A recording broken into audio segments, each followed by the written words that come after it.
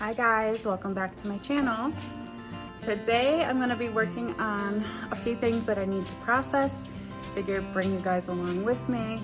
I don't know exactly how much we're going to get to, but come on, I'll show you what is on the agenda for today. Okay, it has been 24 hours. This is cool to touch, and you can see everything kind of fell apart in there. Ooh, liquid gold.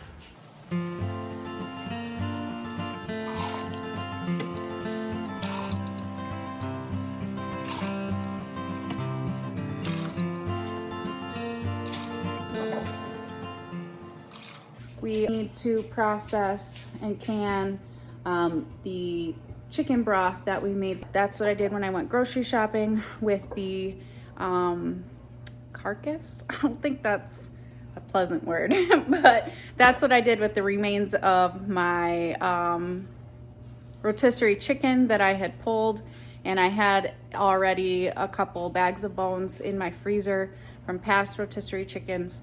So we got 1, 2.5 that I will turn to be shelf stable. So we've got these breads here.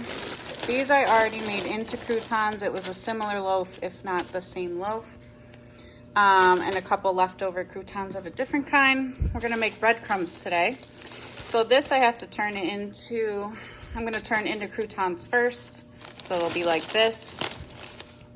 Then we'll food process, blend it into breadcrumbs and put it away for storage. This is a great alternative. This loaf was gifted to me. Actually, all of this bread here and the breads I turned into croutons were gifted to me by my awesome neighbor. But this is a great way if you're down to half a loaf that you bought from the store. It's starting, to get hard. Don't throw it out. Make croutons and breadcrumbs. So here I am setting up my pressure canner. I'm getting a couple inches of water in the bottom. You don't want to fully submerge your jars. I also put in a splash of white vinegar. It helps keep any mineral deposits off your jars. Your jars will come out nice and clean. I'm also going to wipe the rims with white vinegar here and put on my lids and get them in. They're ready to go.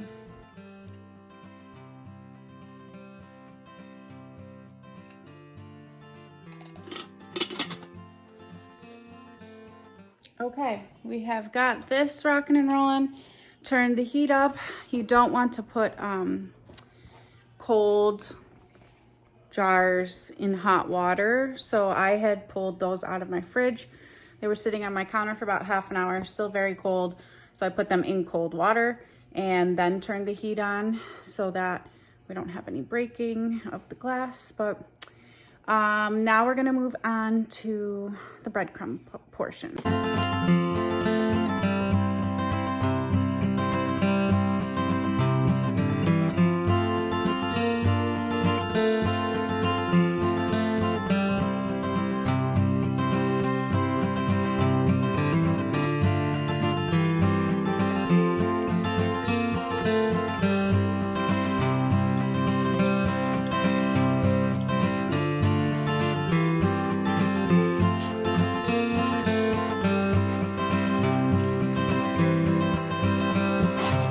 Those are in the oven, and seems I need to be close by to watch my canning pot. I think now's a good time to attempt pasta. My husband got me an attachment for the KitchenAid a year ago for Christmas, and I have not used it once. I'm ashamed to say. Never made pasta, but it seems easy enough. I think it can be a delicate process potentially, but I'm excited to try making it. So why not make it for the first time together? Okay, into pasta making. So this did end up being a bit of a challenge. You might see it in here, but I'll tell you, I believe my dough came out a little bit too dry. It was very, very hard to work with at one point. You'll see in a little bit here. So what I did was I just wet my hands a couple times. Once the ball had kind of formed about here, I think you'll see me walk away. I grab just a bit of water on my hands and work it back into this dough. It really did help. It really just wasn't pliable. So I didn't think that was right. Got it to a more pliable position, and of course I thought I was recording some footage that I wasn't. This is my first go through, but they had gotten better as I went, and I showed the better ones that were coming through. But I figure we're here, let's learn things together. I mean, I want people to maybe learn something from me and not be afraid to try to make things just because you might fail at them. I've failed at numerous things, but keep going. Okay, we're taking a break here from pasta. I don't think you can see it. Oh, there you can. We've had a steady stream for about a minute now. So now I'm gonna set a timer for 10 minutes and then I can put my weight on. Okay, now that I thoroughly made a mess of my kitchen, I think I did it. I don't know if this is too thick or the right consistency, but I'm excited to try cook it up and try it. So what I'm gonna do is I have a little bit of feta and frozen cherry tomatoes and fresh basil, well, dried basil that I dried fresh from my garden this past summer. So I think I'm just gonna make a quick little topping for the pasta and then roll her up, cook her, and see how it is. Also, we've got 2 minutes left on our steam before we can put our weight on. And the breadcrumbs are, I gotta clean my oven. The breadcrumbs are, well, croutons technically are coming along. Say another couple minutes on those, and we're good.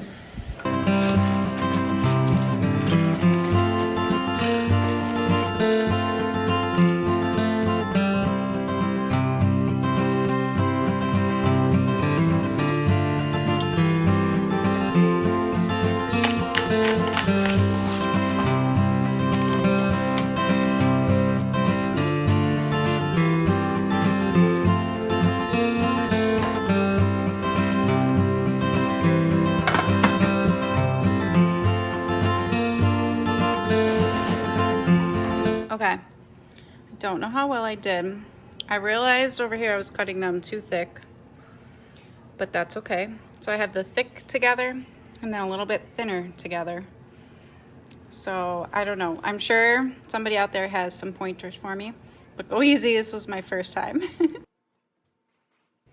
I really want to encourage anybody who has been throwing out bread lately to give this a try. I have been eating these croutons in every salad. They are amazing. They're so different than store-bought, and I even used these breadcrumbs recently in my crunchy chicken recipe. They came out so good.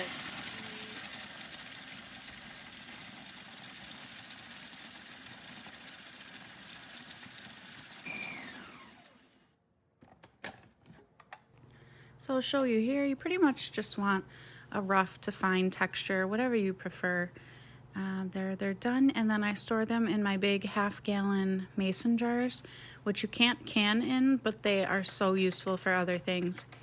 Then I got really thirsty, and I would love some of my fresh cranberry juice, so let's open a jar together.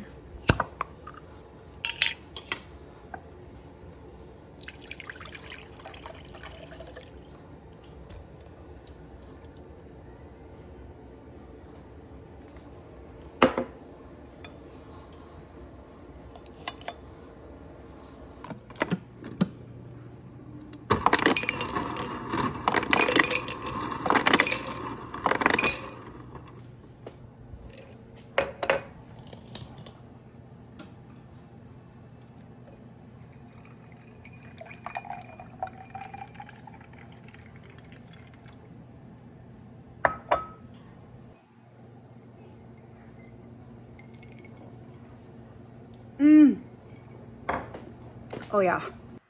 Okay, back to cooking the pasta. Don't worry, I did go back and grab that little bit. I just got them in this boiling water, salted, and tried not to let them stick, and went for probably 10-12 minutes, somewhere in there.